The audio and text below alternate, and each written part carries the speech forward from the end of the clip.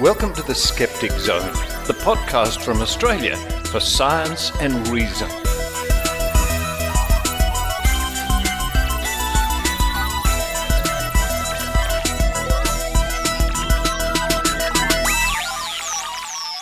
Yes, it's the Skeptic Zone podcast, episode number 745 for the 15th of January 2023. Richard Saunders coming to you from Sydney, Australia. Oh, the joys of having jet lag, which means I wake up at a ridiculous hour in the morning, 2 o'clock, 3 o'clock. However, it's nice and quiet and I can get a lot of work done. So, every cloud has a silver lining. Coming up on this week's show, the sad news of the death of Harriet Hall. Dr. Harriet Hall, MD, one of our favourite people in the skeptical sphere for her tireless campaigning against medical quacks. And indeed, long-time listeners to the Skeptic Zone will know that we, on a semi-regular basis, run promotions for Harriet Hall's online video series, video lectures about quackery.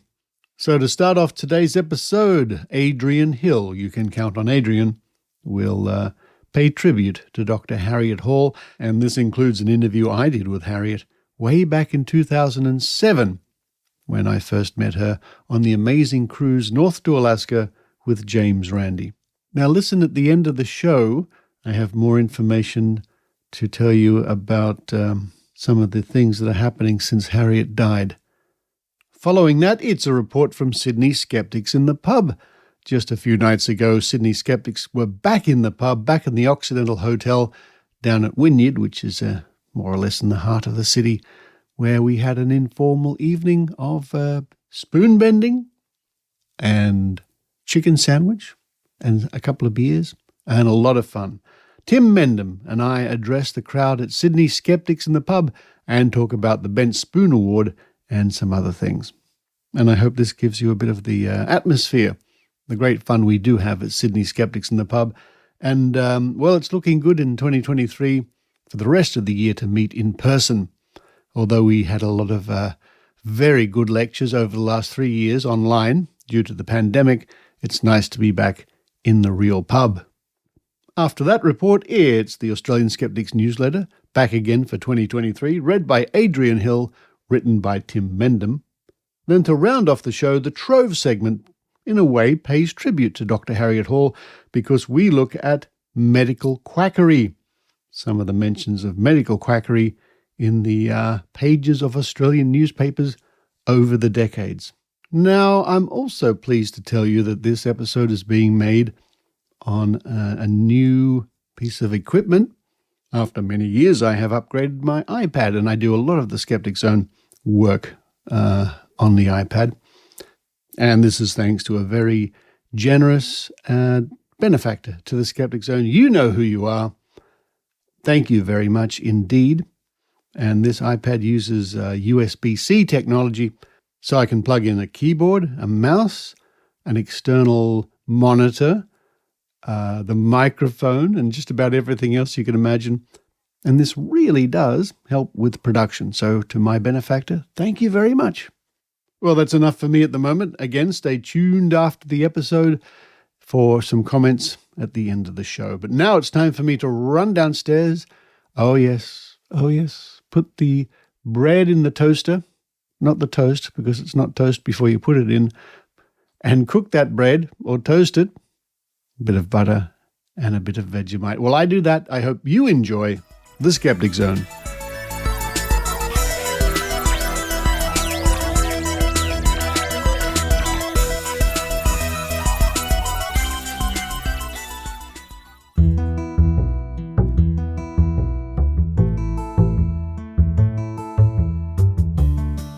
You can count on Adrienne with Adrienne Hill.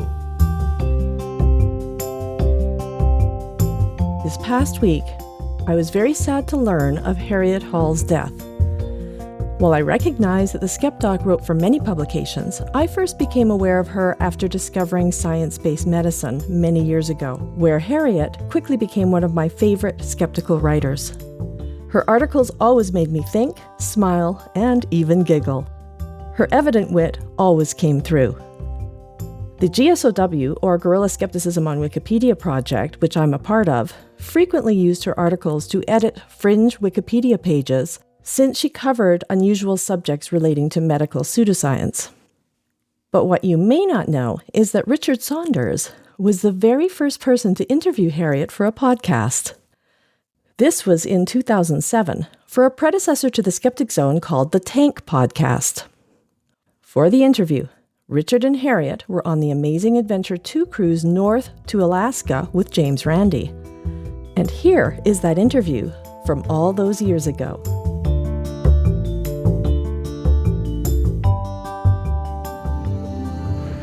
Now, with charades going on in the background, it's the final day of the amazing cruise, the Amazing Adventure 2 to Alaska, north to Alaska with James Randi. And I'm sitting here with the SkepDoc, Harriet Hall. Hello, Harriet. Hello, Richard. Now, you have an interesting story to tell about someone who has decided to contribute to the skeptical literature, and it's even a surprise to you. Is that a good description? I guess so. I've been a passive skeptic for literally decades. I've been reading the Skeptical Inquirer and reading skeptical literature. And then I became a groupie. I started going to meetings and worshiping all those people up on the stage, but I never did anything, never thought I had anything to contribute. Then I went to the Skeptics Toolbox workshop one summer in Oregon, and I met some of these people, these high and mighty people from up on the stage. We're down talking to the rest of us, and they were human beings, and they were fun, and I got to know them, and they started encouraging me, and one thing led to another, and pretty soon I had published some articles in the Skeptical Inquirer. Then I went to the Amazing Meeting 2, and Michael Shermer spoke, and I went up on one of the breaks, and I told him about a book I'd read recently called God Code. Now, not the Bible Code, but another one that almost makes the Bible Code sound sane, called the God Code. It was completely off the wall. And I asked Michael if he'd read it, and he said no, but it sounded like something that would be good for his magazine. I said, well, you should get somebody to write a book review for Skeptics magazine. He said, why don't you write it? Yeah. So now all of a sudden I'm not only publishing in Skeptic, but I have my own column. I'm a contributing editor. I've got 3 articles coming out in the next issue. 3? Yes. Yeah. So what is your main focus of interest there? Health fraud. I'm a retired family physician, and I've been working with the Quackwatch website with the health fraud discussion list on Quackwatch, and I've learned a tremendous amount from interacting with the people on there. I've written some articles for the Quackwatch site, and I'm mainly trying to use my medical expertise for something useful. I've been retired for quite a while now, but this is a way that I can contribute. Mm-hmm. And have you been getting much correspondence, much feedback? Well, yes. I wrote an article for Skeptical Inquirer called Teaching Pigs to Sing, about my experiences trying to introduce some skeptical ideas to a group of the general public, which was, like I say, teaching pigs to sing only wastes your time and annoys the pigs, and that sort of was the story of that. But I got a lot of feedback, and my favorite one was an email that started out, "Dear Harriet, will you marry me?" And he went on to say he was actually already happily married, but we could move to Utah. Oh, right. So you have, at least it lets you know that people are out there and they're reading your articles. Yes, it's been very gratifying. I've had requests to use my articles for college courses on critical thinking, and requests to post it on websites and to reprint it, and it's been that is gratifying. Very gratifying. And I noticed in the issue of The Skeptic, where you have an article in the issue of the Spider-Man on the cover. No, that's a Skeptical Inquirer. The Skeptic has Dawkins on the cover. I get them all confused. Picture of Richard Dawkins, where your article. It's a very interesting line drawing of you, or was that a photograph turned into a line drawing? I sent a photograph to Pat Lindsay, the art lady at Skeptic, at her request, and she did the pencil sketch. She had not met me at the time. Yeah. My daughter says it makes me look mean. But who, incidentally, is on the cruise with us. Your daughter. My daughter is, yes. I had dinner with her the other night. She seems quite charming. Thank you. So, thank you very much for chatting to me. Enjoy the rest of the cruise. I think there are some whales to be spotted this afternoon. Okay, thank you very much, Richard.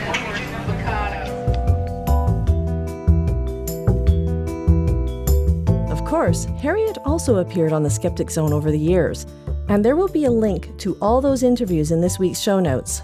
In one episode, I was surprised to hear that Harriet worked for Oprah Winfrey's O magazine, but not surprised to hear that it didn't last.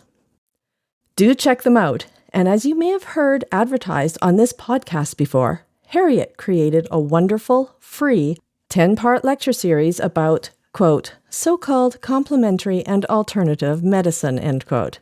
This is available at tinyurl.com/SkepDoc series.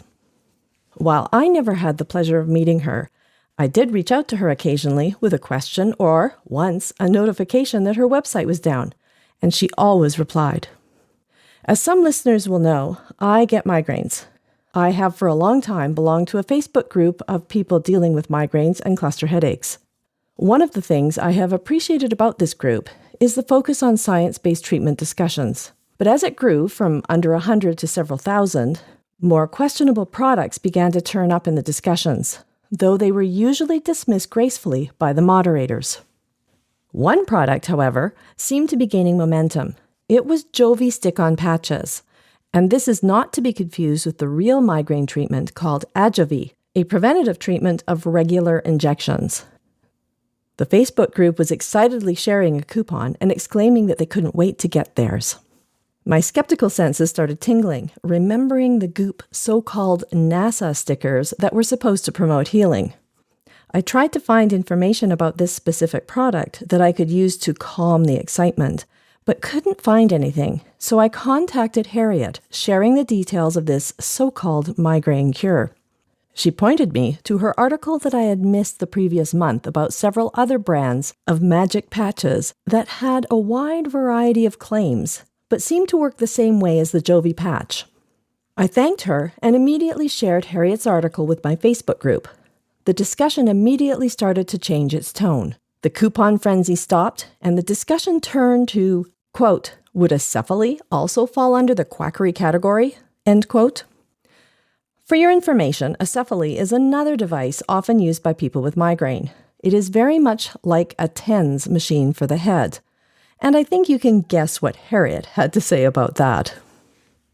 I was surprised when Harriet notified me that she had decided to write about the Jovi, in addition to her previous article. I thought I would read this article to you because no one can say it like Harriet. And while I read, keep in mind that the Jovi costs $149 for one patch and $345 for 3.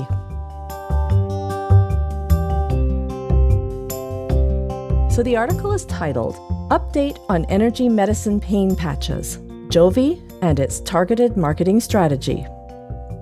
And it was written by Harriet on April 20th, 2021. And it starts by saying, for many women, cramps are a regular feature of their menstrual periods. Jovi is being marketed as a cure. It isn't. It's just more energy medicine pain patch nonsense. Last month, I wrote about energy medicine pain patches, calling them laughable quackery. Now there's another one, Jovi. It was brought to my attention by a correspondent who belongs to a Facebook group for chronic migraine sufferers. She reports that members of the group are all excited about a new product that they hope will put an end to their migraines and menstrual cramps. Jovi, a reusable patch. When I tried to look at Jovi's website, I got a warning that it might be impersonating Jovi.com to steal my personal or financial information. It said I should close the page, so I did. But it wasn't hard to piece the story together from Facebook and other sources. Jovi makes the same pseudoscientific claims as other patches. It allegedly uses technology developed to enhance reception in communications devices used by the U.S. Navy SEALs. It talks of nanocapacitors and neurocapacitive coupling. It is non-invasive. It allegedly acts as a bioantenna that picks up and enhances the body's electrical fields to somehow prevent pain signals from reaching the brain. Essentially, the same incoherent nonsense as signal relief and Kylo patches. Their new marketing strategy specifically targets menstrual cramps and migraine pain. There are testimonials galore on social media. It is specifically designed to appeal to women, even stressing that women were involved in the product's development. There are no controlled studies. In a courtroom, the testimonials would not be acceptable as evidence. They would be dismissed as hearsay. Does Jovie work? Well, yes, because placebos work. In placebo-controlled clinical studies, a third of subjects reported that the placebo is effective. But it is unethical to promote placebos by falsely claiming that they are not placebos. Conclusion. Just more of the same old nonsense. As Christopher Hitchens says, quote, "That which can be asserted without evidence can be dismissed without evidence," end quote. I have no hesitation in dismissing Jovie.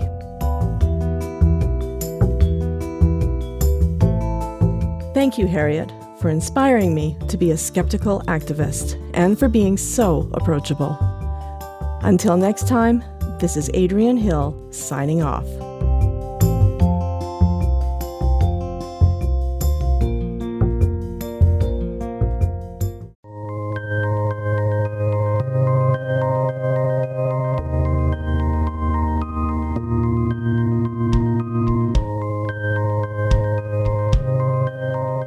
Dr. Harriet Hall, MD, known to thousands as the SkepDoc, a retired family physician and former Air Force flight surgeon. She writes about medicine, so-called complementary and alternative medicine, science, quackery, and critical thinking. Harriet now has a free course, a series of 10 video lectures on science-based medicine and alternative medicine. The videos and an accompanying course guide can be found by following the link at skepdoc.info or by visiting web.randy.org/educational-modules.html. Topics covered in the series are science-based medicine versus evidence-based medicine, what is CAM, chiropractic, acupuncture, homeopathy, naturopathy and herbal medicine, energy medicine, miscellaneous alternatives, pitfalls in research, and science-based medicine in the media and politics. Harriet covers each topic in a matter-of-fact, no-nonsense way that's sure to educate and entertain. skepdoc.info.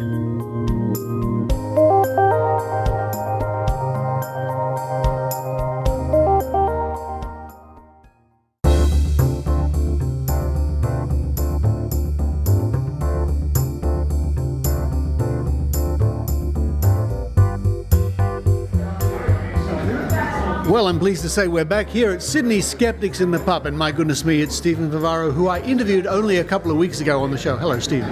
Hey, Richard, good to be back here face-to-face with fellow skeptics. Yeah, it is. I mean, there's a nice little turn-up so far. This is the first one of the year, and it's very informal. There's no guest speaker, and we're only here to have a beer, have some chips, and just talk about skeptical things and maybe bend a few spoons. But it's good to see you here.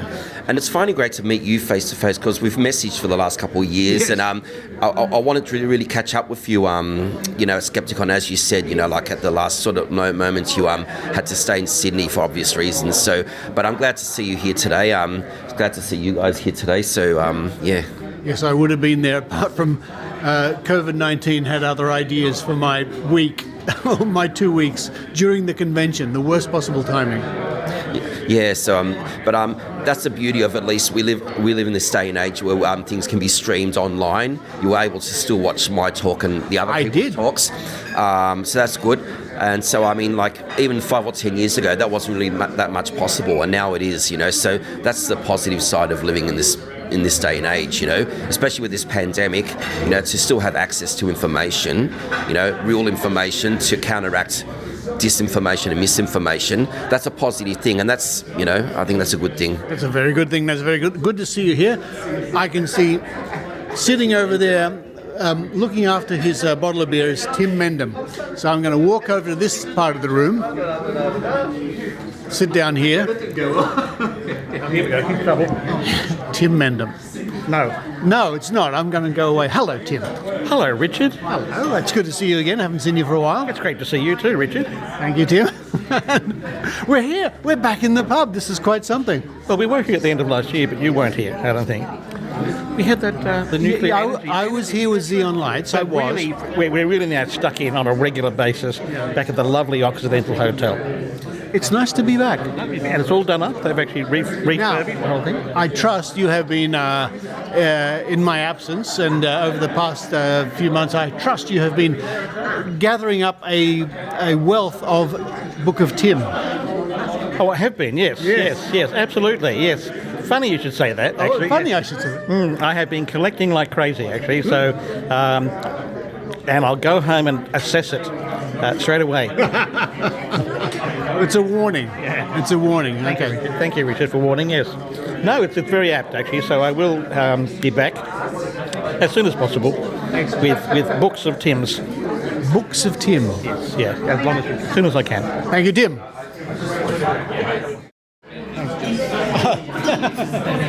Ladies and gentlemen, I know I'm speaking into a microphone, but you can't hear me through the speakers, but this is for another reason. Welcome to the first, hello, down the back, welcome to the first Skeptics in the Pub for 2023. Wonderful to see you all here. Of course, it's been a bit hit and miss over the past few years. Great to see you too, Richard. Oh. I should have waited. This is, ladies and gentlemen, this is our editor, Tim Mendham, and he's going. Tim Mendham, everybody. Thank you very much. Yay! I'm going to look ridiculous with two microphones, but that's nothing new. Welcome to Skeptics in the Pub for 2023. It's wonderful to be back here in the pub because for almost 20 years we've been having Skeptics in the Pub in Sydney. And every month we bring you a very interesting speaker. They normally stand here. I'm not an interesting speaker this month, but anyway. Get off. Thank you, Tim. We have scientists, we have skeptics, we have educators, we have all manner of people, from Dick Smith to Dr. Carl Kruszelnicki to visiting scientists from all around the world. So please keep in touch on Meetup. And it's the first Thursday of every month. We hope to bring you a very interesting year of special guests. Over there near Tim Mendham, you'll see a table full of the Skeptic magazine. Please help yourself. Please help yourself. There are some back issues there you can have for free. And if you don't subscribe to the magazine, I would encourage you to do so. We have various committee members from the Australian Skeptics, and you're welcome to chat with them. Blowing his nose over there, it's Ian Bryce. Hello, Ian. Hey. Ian is our challenge coordinator. When people come to us with a claim, they can, bend spoons or divine water or do something like that.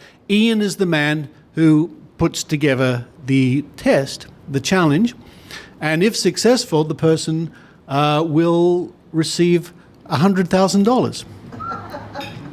I'll see you later, Ian. I've got a few spoons. Spoon bending doesn't count. Spoon bending doesn't count, damn it.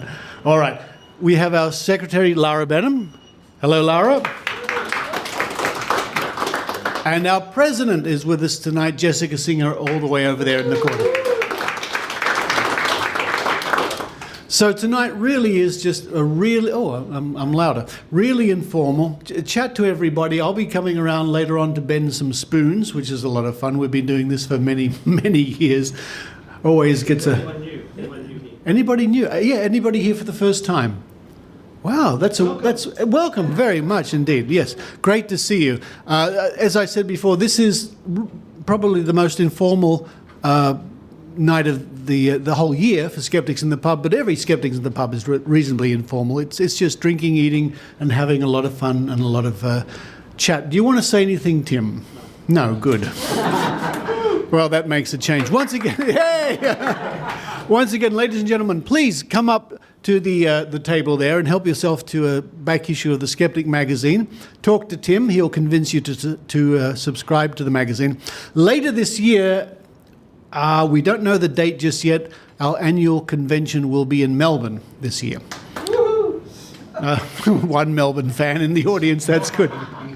Actually, I will pass the microphone over to you, Tim. Can you just remind our audience here tonight about the winner of the bent spoon, please? Ladies and gentlemen, Tim Mendham. Yay!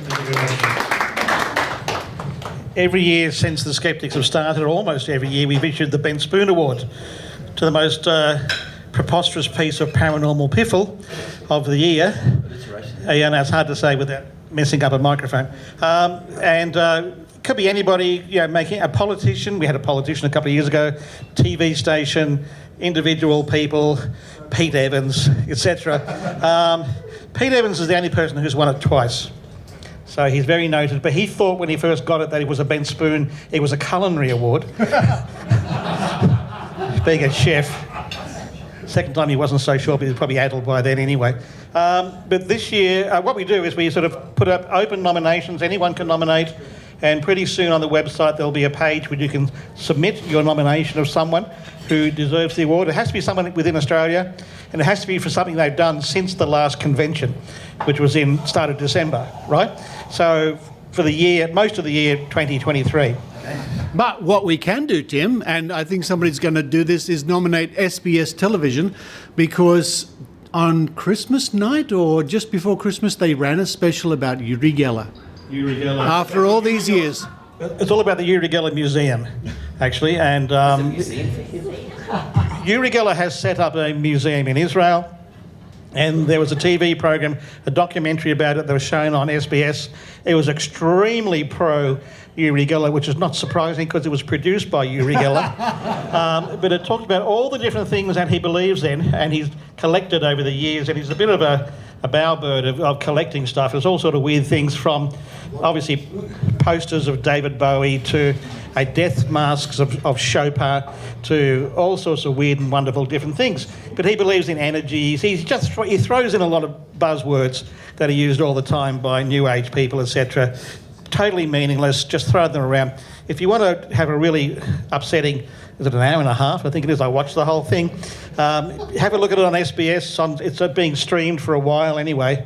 If you really have nothing better to do, but you probably do.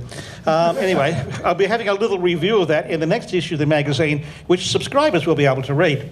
But hint, hint. Right. Okay, back to the Ben Spoon Award. No, so therefore SBS will be, I think, a definite nominee for the 2023 Ben Spoon Award. Woman who was a doctor, she's actually a doctorate, right, named Maria Carmela Powell, who in Queensland was a very entrepreneurial person and was selling COVID vaccine exemption forms. She sold 1,200 of them to people at about $100 each, and it made the noise go off like that, actually, every time that you sold one. So she made $120,000 out of selling these useless forms. She did convince people that she was a doctor because she has a doctorate. And people thought that meant a medical doctor. So the police got her, they charged her. Her lawyer said she might have been confused about what sort of doctor she was, which makes you wonder about the level of PhDs issued in the country. But anyway, so she was charged, and of course naturally you think of the full force of the law would be against her. She could have been fined $60,000, sent to jail for 3 years, but no, she was fined $25,000, I think it was, and no conviction recorded. So we're not quite sure what happened to the rest of the $120,000 she got, right? I don't know, but I mean, so our justice system is great for the law, but not great for justice half the time. So she was the winner of the Ben Spoon Award for 2022. It was announced, it's always announced at the dinner for the convention. So it was announced at the convention, and we got a rousing chorus of boos when she was announced. So she was the winner. Past ones, you can have a look at all the previous winners on the website, which is skeptics.com.au. Go through the about and you'll find the Ben Spoon Award. You'll find all the winners. Craig Kelly's won it. Pete Evans, the ABC's won it or been nominated 3 times. Yeah, they won it 3 times. They've been nominated a lot of times, actually, so they're fertile ground. SBS, similarly. Mike Willesee, the late Mike Willesee, was the only person who's won the Ben Spoon and a Positive Journalism Award. He's the only one to get both sides of the coin in his history of Australia. We had Psychic Dentist, who came and... This was in the early days where we did have overseas people, but he was brought to Australia by the... What's that Scottish group? They're sort of... McDonald's. Findhorn, I think it was. A Findhorn group in Australia brought out a psychic dentist who could fix your fillings and teeth with psychic powers. And then, of course, he went back to America where he came from, and that's when people found out that they weren't actually fixed. Surprise, surprise. But I mean, so we've had a range of people out there who have won, all from different fields. It's a fun thing to do. We get about 10 or 12 nominations per year. So that's a fun thing to look at. But feel free to make a nomination. Feel free to have a look. Keep your eyes peeled for something really worthy of something that's really preposterous and piffle. And we'll have a go at the Ben Spoon for 2023. SBS is off to a good start. Thank you very much, Tim Mendham, everybody. So just to round off, many of the things Tim was talking about, if you go to skeptics.com.au, you can look them up on our webpage. There's a search box. All the back issues of The Skeptic bar the last year, so going back over 40 years, are free. You can go to the website and download them and search them. It's a wonderful resource. But for the rest of the evening, please hit the bar, order your dinner, get some more drinks in. And as I say, I'll be around later on to maybe bend a spoon or two. But for now, thank you very much.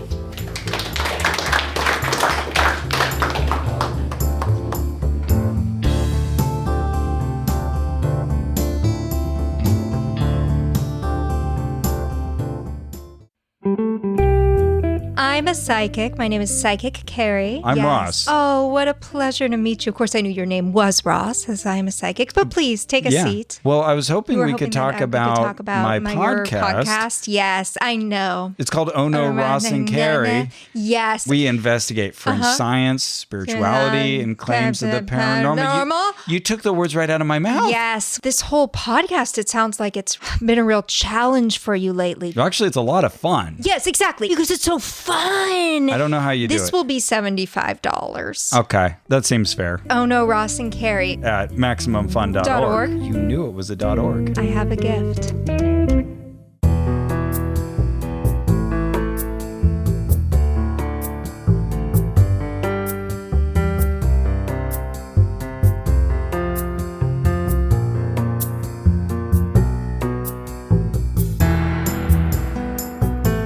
Hello, everyone.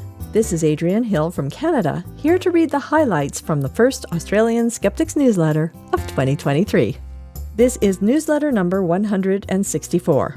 You can subscribe to this newsletter and get it delivered to your inbox every other week, complete with links to all the stories. Just visit www.skeptics.com.au. But now, let's see what Tim Mendham has for us this week. Hi all, says Tim. We're back for a new year of the weird, the wonderful, the strange, and the stimulating. Following is a selection of some of the most important, or weird, wonderful, etc. items from the last few weeks. But because it has been close to a month since the last newsletter, there has been a lot of strange and stimulating stuff happening. So, you might like to visit our Facebook page to catch up on even more than we have here. In the meantime, we hope 2023 will be a good year for you and yours. Read on, Tim. Okay, Tim, we will do just that. Calls to stop U.S. anti-vaxxer from entering Australia. Campaigners, including a number of notable skeptics, are calling on Immigration Minister Andrew Giles to deny a visa to influential anti-vaccine activist and COVID-19 misinformation spreader, Peter McCullough. The US-based former cardiologist, who last year was stripped of his medical qualifications for spreading COVID misinformation, is set to tour Australia next month, along with United Australia Party National Director Craig Kelly and Senator Ralph Babet, as part of speaking events organized by Clive Palmer's political party.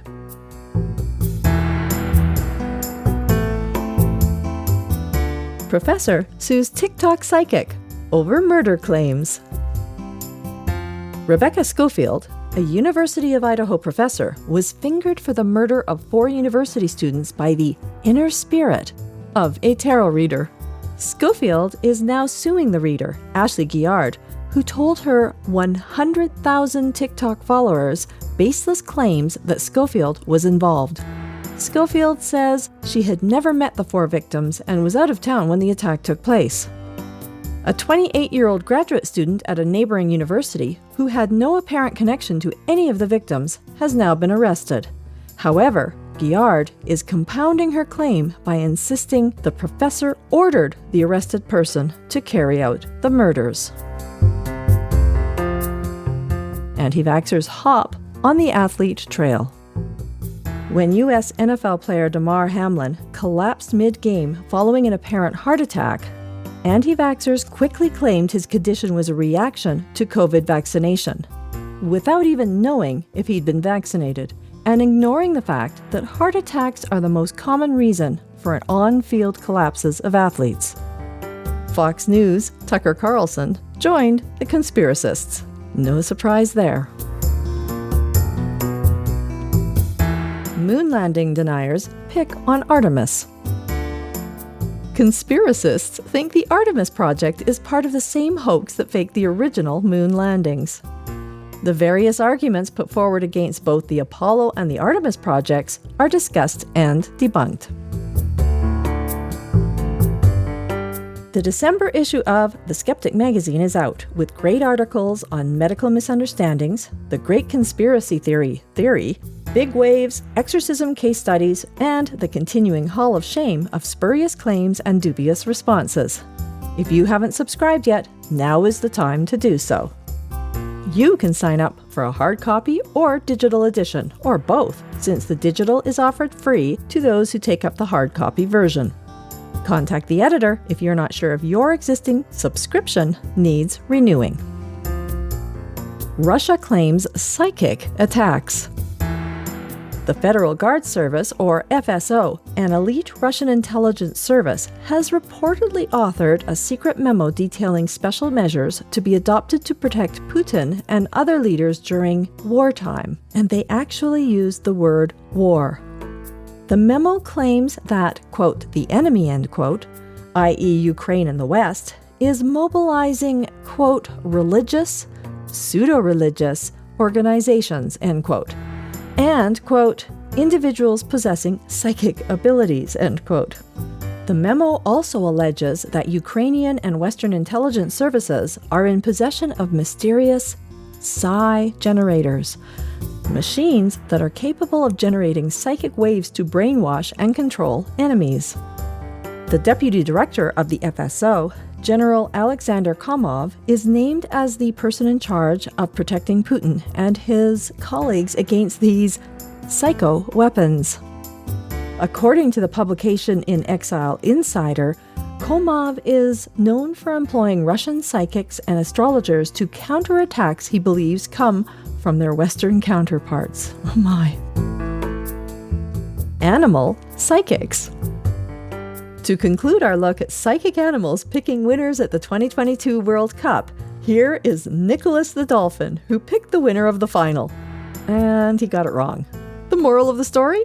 Don't put your money on psychics of whatever species. Good advice. Silliest story of the week. A psychic sees the soul of a friend's dead hamster. Helen Elwood has said the death of her friend's hamster and her witnessing its soul rising from its body has led to her hearing messages from other dead animals. Seriously? Well, that's all for now, and before I leave, I would like to thank a very talented Richard for sending me not one replacement pair of origami earrings that my dog chewed up and swallowed, but 3 pairs. The intricacy and beauty of these earrings is amazing. He also sent a note to my dog. Quote, "Dear dog, woof, woof, woof, woof, woof, woof. Signed, Woof," end quote. And I'm guessing the translation would be, quote, "Dear dog, what were you thinking? Food? No. Signed Richard," end quote. And until next time, this is Adrienne Hill.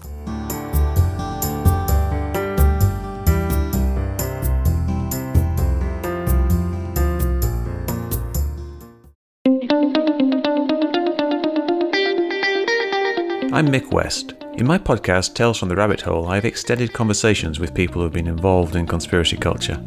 I do this for a couple of reasons. Firstly, because it's really interesting. These people have great stories about how they fell down the conspiracy theory rabbit hole, what they did down there, and what it was that helped them out. Sometimes I also talk to people who investigate conspiracy theories, and they have equally fascinating stories from the other side. Secondly, I want to understand how best to prevent the spread of conspiracy theories and misinformation, which is an increasing problem in a time when alternative media is exploding. The best way to do this is to communicate effectively with the people involved, and the best way to do that is with a nice long chat. Check it out, Tales from the Rabbit Hole, tftrh.com.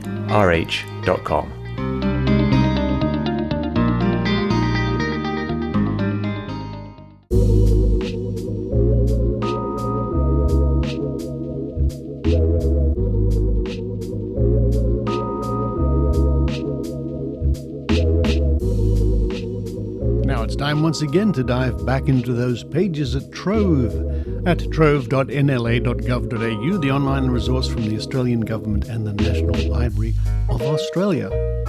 And this week I thought I would look up medical quackery in honour of Dr. Harriet Hall. Now you can imagine if you type in a term like medical quackery into newspaper archives, there are many returns. So at random, more or less, just trawling through the years, let's pick up some and see what they say. And our first entry comes from a magazine, a newspaper called Truth, which, to my knowledge, has been more than one newspaper or magazine called Truth. This one happened to be published in 1953, and this edition was on the 26th of April. A quack is still active. Haddon bobs up again with his phony cures. Master of mumbo-jumbo and medical quackery, Fred Haddon of Castlereagh Street, who continues to fleece sufferers with his phony cures, bobbed up again this week at the Assembly Hall to announce his new method of treating all ailments, and especially arthritis. Truth has frequently exposed this charlatan, who has no medical degrees or diplomas, but who practices an idiotic treatment called electric psychosomatic therapy, by means of which he has pretended to cure cancer, diabetes, chronic arthritis, and war neurosis. An audience of about 150, many of them arthritic sufferers, heard this self-proclaimed cure of the incurable trot out a fantastic claim that he could diagnose human ailments from coloured photographs of the eye. Really? I wonder if this is iridology. Seeing is believing, quoth this high priest of quackery. A German doctor discovered the method more than 50 years ago, he said. He nursed an owl with a broken leg. The doctor studied the owl's eyes and saw the fracture in its eyes, and its leg healed. So did the mark in the eye. Later he found that whatever a human was suffering from was reflected in his eyes. Aha, wow. An early reference to iridology. That's fascinating. From, what was that year again? That year was, just go back to the top of the page. That year was 1953. That's interesting. Iridology in Australia dates back at least that far. But I shall read on. Modest. Haddon then modestly claimed to have taken over the doctor's idea and showed his audience the first public pictures of the human eye delineated in colour, ascribing to each a physical or mental ailment which he alone could see. Admission to Haddon's lecture was free, but at the end of his talk, question time was interrupted for a collection. To defray the expense of hiring the hall. Haddon showed what he called horror slides depicting current methods of treatment for arthritis, but Truth still believes that the real horror of the situation is that legal loopholes leave such quacks such as Haddon free to commercialise the gullible of unfortunate sufferers who eagerly grasp any form of charlatanism to gain relief. And that was, again, from 1953, the Truth newspaper, and that's a little gem that's worth keeping aside, that one. I'm going to put that in the archives of iridology. Fascinating. And of course, just quickly, iridology is the false, erroneous, wrong, look up your thesaurus, modality or belief that the iris of the eye, where else would an iris be, reflects states in the body. And this was a subject covered in a lecture by Harriet Hall, and this was referred to earlier in the show, one of her video lectures, where she talks about homunculus, in other words, parts of the body that are supposed to represent other parts of the body, like acupuncture points on the ear or reflexology points on the foot. In the words of some TV show I once saw, outdated claptrap. Now let's turn to the pages of the Age newspaper from Melbourne, Victoria, on the 3rd of November 1954. State will put ban on charlatans. Medical quacks are to be banned from operating in Victoria. The Minister for Health, Mr Barry, said yesterday that Cabinet had approved a bill which he hoped would be submitted to Parliament before recess. The bill, he said, would be in keeping with the Labor Party's last annual conference decision that quacks, charlatans and humbugs should suffer heavy penalties for practising medicine. Penalties are likely to include a £50 fine for a first offence, and for a second offence, a fine of between £50 and £250, or up to 2 years imprisonment. The bill will set out diseases, complaints and sicknesses that unregistered practitioners will not be permitted to treat. And of course, ever since, and I do know of some situations, especially here in my state of New South Wales, where the government has continued to try to put the mockers on quacks with mixed success. They keep bobbing back up. I'm looking at you, Mind Body Wallet Festival. However, in the Argus, also from Melbourne, Victoria, on the 10th of August 1954, we have the story, A Promise Fulfilled, Barry. Anti-quack bill to stop all fakers.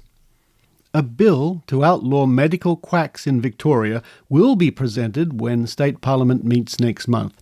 State Cabinet last night approved a bill which will be introduced by Mr Barry, Health Minister. Mr Barry said, I promised some time ago to protect people from being fleeced by quacks taking their money for fake cures. This promise is now being fulfilled. Heavy fine. The bill is expected to follow the lines of the Cancer Quacks Bill brought down during the Country Party's government term of office. And incidentally, the Country Party was, as the name suggests, a party more or less dedicated to the rural areas of Australia. It's now called the National Party. This bill made it an offence for any unregistered medical practitioner to ask for or receive reward for advice or treatment for any condition which is cancer or alleged to be cancer. Offenders are liable to a fine of up to £50 for a first offence and a fine of between £50 and £250 or 2 years imprisonment for a second or subsequent offence. Unqualified persons are permitted to give treatment if this is expressly authorised by a registered medical practitioner. The anti-quack bill will detail illnesses which unregistered practitioners will not be allowed to treat. And I wonder if that bill still exists in one form or another. And finally, we'll leap forward a decade to the 1960s. On the 31st of August 1964, as written in the Canberra Times, Education Need to Stop Quacks. Sydney, Sunday. Only a thorough education will protect the public from medical quacks and charlatans, according to an article in this week's Medical Journal of Australia. The article comments on the current rash in America of bizarre cures for cancer and other diseases. It has been estimated that there are over 4,000 men in the United States who claim to be able to cure cancer. The article says, Americans spend as much as $100 million yearly on unproved cancer remedies, which vary from pastes and poultices, usually nitric acid or arsenic compounds, to weird potions, batteries, wires, and coloured lights. Some of these Cures include mechanical devices claimed to produce vibration in the body or to emit electric rays, but these machines are usually made from batteries, wires, and coloured light bulbs. Now, I'll stop there to say I attended a news conference, and I videoed this news conference by the New South Wales Minister for Health over 10 years ago, and that's on the Australian Skeptics YouTube channel, where he was talking about just such quack devices and wanting to ban them. So, wow, the more things change, the more they stay the same.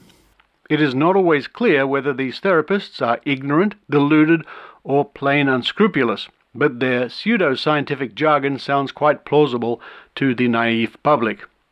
Dozens of such cancer remedies are being proved utterly worthless every day by the US Food and Drug Administration. Patients who seek these hetero treatments are sometimes neurotic and fear-ridden, some with wrong diagnosis, and some with advanced incurable diseases. The article says, many of them fear surgery or X-ray treatment and turn to the non-medical treatments, thus allowing the disease to advance further. All such methods of treatment must be evaluated before they are allowed in the public domain. The article says, information on cancer cures can be sought from or reported to the Cancer Societies or the Australian Medical Association. Usually, the frauds can only be exposed through an enlightened and educated public, and this education falls on the shoulders of the medical profession. The article adds, and I think that's another keeper. From 1964. It's gobsmacking. I'm just amazed. This could have been written 2 weeks ago. It's just astonishing.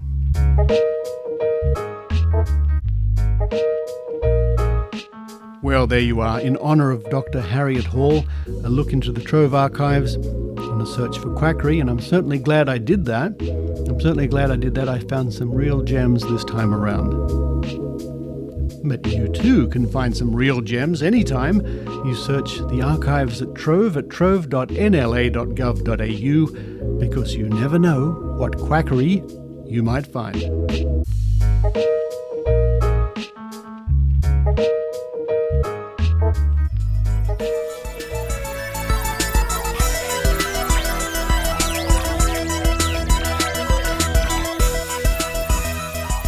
Thank you for listening to the Skeptic Zone podcast. Now, I mentioned at the top of the show I would be speaking more about some of the ramifications of the death of Harriet Hall, and the anti-vax trolls wasted no time in coming out of the woodwork to claim that Dr. Hall died because of the vaccination. In fact, I got a direct message to my private account from someone who wrote to me, quote, "Why don't you post honestly about the clot shot killing Dr. Hall?" End quote. Clot shot. And this is basically the term given by the anti-vaccination crowd to the vaccination, of course, the COVID vaccination. Now, some weeks ago on the show, I put a question to you. I said I had just learnt about thrips. Thrips. What are thrips? Thrips are minute, mostly 1 millimeter or less, slender insects with fringed wings and unique asymmetrical mouthparts. Different thrips species feed mostly on plants by puncturing and sucking up the contents, although a few are predators. No, it's not all the other things I said, like old Australian coins or a skin condition. Thrips. So if you've got a case of the thrips, run for the insecticide, I guess. Now, do you have problems with moths where you are? If so, I sympathize. I had moths in my cupboard once, eating my clothes, and moths in the pantry. Pantry moths here in Australia. I had to buy little sticky traps. But that's enough about moths. Coming up on next week's show. What is coming up on next week's show? The Trove segment looks at creationism. And this is one of the areas of interest for skeptics over many years. And, well, by and large, it's been consigned to the bad idea bin of history in Australia. I think we're doing quite well when it comes to fighting creationists because you just don't hear about it much anymore. Anyway, the Trove segment will look more into that next week. And here's a note from the Pint of Science people, the science outreach people here in Australia, calling all science enthusiasts. We're recruiting volunteers nationally. It's officially 2023, which means it's only 4 months until our next Pint of Science Festival. That will be in May, 22nd to the 24th of May. It says we can't wait, but we need your help. We can't organise our world-class festival without our team of volunteers. Now, if you're interested in volunteering for the Pint of Science program, I will add a link in this week's show notes, or just Google Pint of Science Australia. A very worthwhile outreach program for science here in Australia and a lot of fun. But for this week, this is Richard Saunders signing off from Sydney, Australia. You've been listening to the Skeptic Zone podcast. Please visit our website at www.skepticzone.tv for show notes, contacts, and to access the back catalogue of episodes going back to 2008. You can follow the Skeptic Zone podcast on Twitter at Skeptic Zone, visit our Facebook page, or leave a review on iTunes. You can also support the Skeptic Zone via Patreon or PayPal. The Skeptic Zone podcast is an independent production. The views and opinions expressed on the Skeptic Zone are not necessarily those of Australian Skeptics or any other skeptical organisation.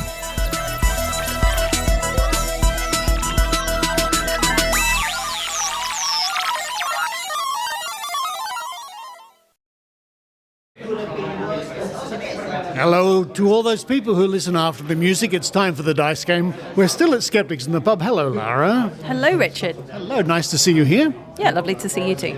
And we have in front of us a table full of keen skeptics and a 10-sided die. I'm going to roll this 3 times, and you at home and everybody here at the table, use your psychic powers, your predictions, or whatever you like to guess what number's going to come up. It's going to be 1, 2, 3, 4, 5, 6, 7, 8, 9, or 10. Lara, what do you say? 2. 2. John? 3. 3. Richard? 4. Everyone's choosing something different. Anne? 5. 5. I'm going to say 6. Here we go. First roll. 6. 6. Hello. Or is that 9? It's a 6. It's not rigged. It's not. Okay, 6 is the first number. Everybody at home guess away. Everybody here? Yeah. That's the 10. That's the 10. I think 5, 2. Sticking with 2. 0. 10. 2. I'm going to say 1. 2. The number was 2. And the last roll. Here we go. One more time. Richard. 7. 7. 5 over there. 1. 1. 3. 3, and I'll say 10. Here we go. 1. I won. Well done. But what did I win? That's what I